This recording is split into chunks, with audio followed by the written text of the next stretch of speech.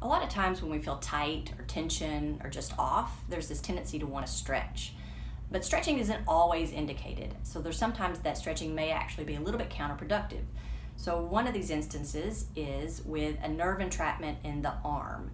So our nerves that control our body start at the spinal cord and then travel in predictable pathways to get to the muscles and enable them to work.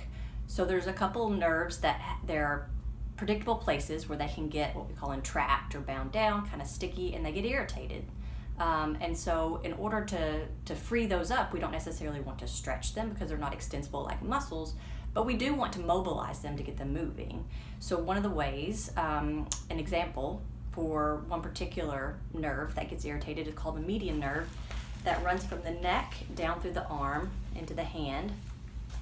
And if we put tension on it, if we took those 2 points where they start and end and move them away from each other, it would put a lot of tension on it. That would be aggravating to the nerve.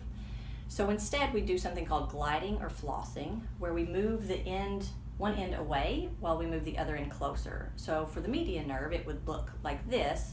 You're moving your arm and extending your wrist and elbow as you look at your hand, and then you bring it back and bring your head to the more neutral position, and then out and then back in. So this is more of a gliding exercise. This is for the median nerve. It would be like if you had some tingling down in your thumb or finger or predictable patterns. Another nerve pathway is your radial nerve. It would be like passing the buck to a waiter, giving a tip. Or the ulnar nerve that travels under your elbow would be like putting on a monocle. So this is an example of nerve glide or nerve flossing when you wouldn't necessarily want to stretch, but you do want to get it moving.